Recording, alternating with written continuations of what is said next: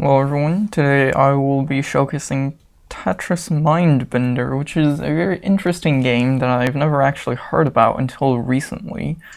So let's just get started, and I won't be doing anything fancy, just doing some normal, just Tetris stacking, because the point isn't to get a high score here. I just want to showcase some of the features and how it's different from normal Tetris. So if you look here, currently I have a mouse enabled, so that's interesting.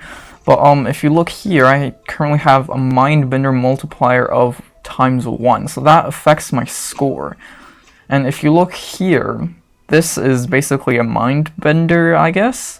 So basically what this does is, well, you'll see if I can actually clear it. There we go. So basically whenever you clear one of the question marks, you get a Mindbender multiplier of 1, and it has a random effect. So what you saw was fusion right there, so all of the blocks got, fused together, so it actually helped my stack.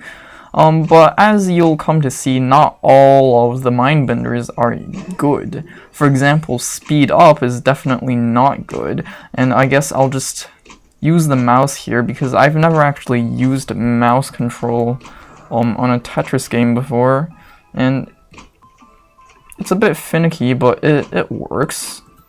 I mean, it definitely takes away from the experience of, actually playing Tetris, but at least, it's better than I expected. Okay, so this is a horrible effect. You see, everything got turned upside down, so now I have a ton of garbage, and I accidentally closed that well there. I know, I don't... See, this is the problem with mouse. I'm not sure how to... Okay, there we go. I'm not really sure... Okay, the mouse is actually kind of hard to control in this situation. I think... Yeah, like that, I think it's actually kind of hindering my performance. Okay, oops. Okay, you know what? Okay, no more mouse. Okay, so I disabled mouse control, so now I can maybe possibly actually showcase some of the features, or rather some more of the different effects that Mindbender has. So it is quite interesting because it does warrant a change in strategy, because as you saw, fission, interesting. So basically the opposite of fusion. I mean, I would say that with, this, it's definitely better to T-spin and to, not stack high because of the different effects, but I'm not going to T-spin, just to show you what happens if you try to upstack 9-0. Turn again, but luckily, I didn't have a very high stack, so it's not too big of a problem. Okay, so I'm not really sure exactly what causes a Mindbender to appear. I'm assuming clearing the lines has a chance for it to appear. Invasion, okay, that just basically sent a bunch of garbage and created holes.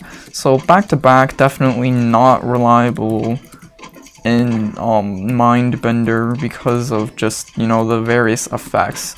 And you might be wondering, well, okay, so if, Mindbenders can have such terrible effects, why would I take them? Well, it's because they add to your Mindbender score.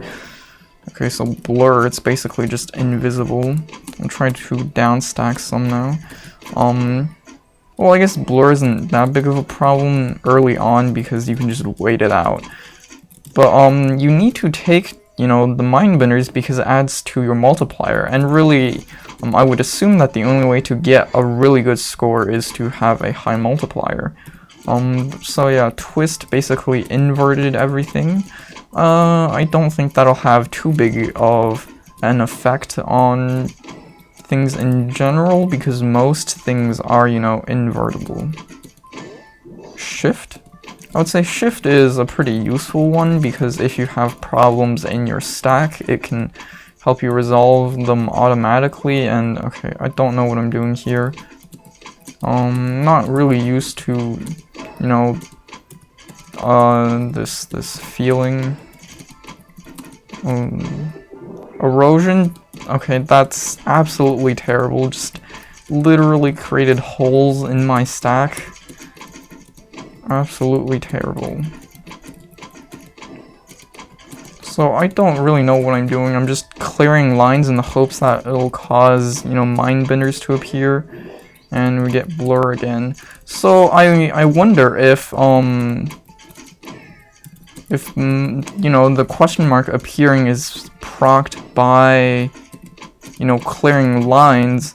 I wonder if a good strategy is to just clear one line at a time until, you know, it appears, until the mind bender appears, so that you can get, you know, a multiplier, and then you can, you know, try to go for, you know, points later. So yeah, this is not very good. I think erosion is so terrible for your stack, which is why I think really just emphasizes the importance of T-spins, because it basically invalidates, you know, stacking high. So, well, what other stacks can you do? You know, set up T-spins, but then again, you know, it can be, you know, dangerous if you set up for a T-spin and then you trigger a bad effect, and well, then you might just it might be impossible to downstack then. Yeah, so I'm not really sure. Oh, okay, so I see that. I just need to downstack a bit.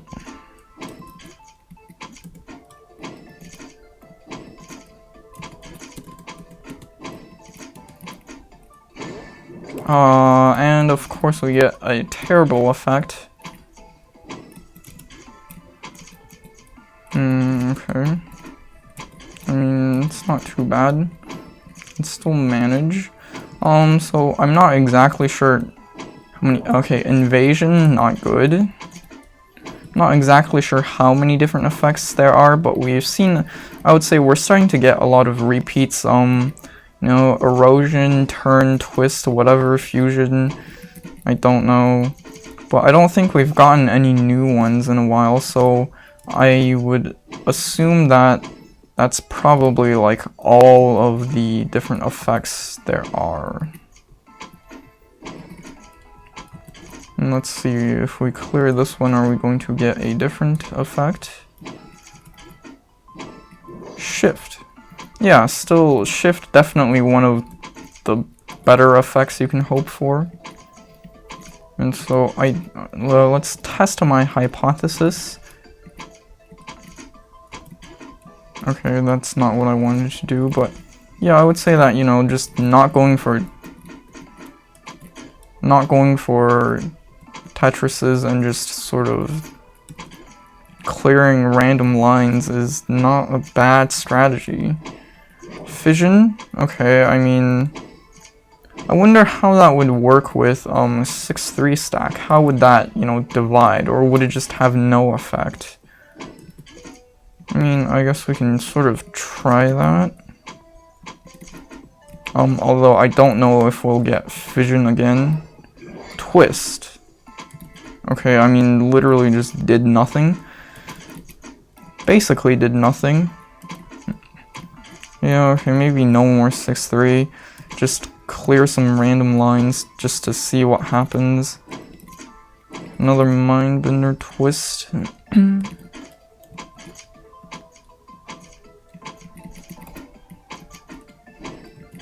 Slow down. Did that slow down though? I can't really tell. I wasn't actively paying attention, so I'm not sure if it's that much slower. But let's just try, you know, clearing singles and see if it will appear. So I'm clearing singles. So far, no Okay, yeah, no, there, it did appear.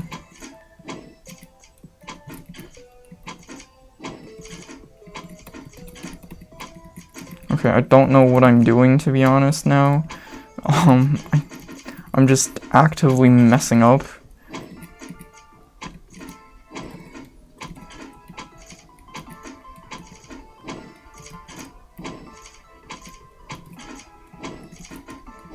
Alright, got down, shift. Okay, pretty helpful. Okay, so I'll continue, you know, stacking one line. And I think I turned my I didn't change my DAS, so it's kind of hard to maneuver at this speed now.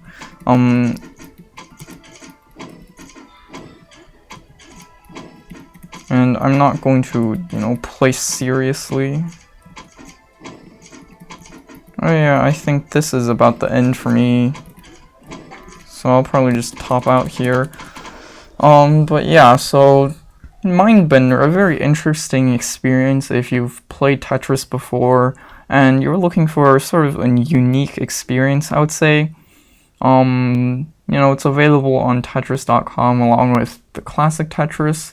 I think it makes for an interesting experience, although, yeah, it kind of subverts normal strategy. So from what I've gathered from playing the single game, I would say the strategy is to clear single lines until, you know, you get a high enough multiplier and then stack low and just T-spin into oblivion.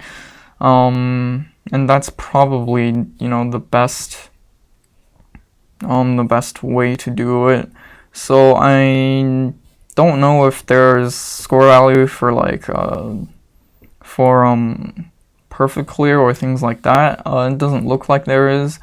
Yeah, so scores are multiplied by the Mindbender bonus. So, oh, well, okay, here there is a list of all of the effects which I didn't see before playing, but yeah, we did see all of these. I'm pretty sure we saw all of these.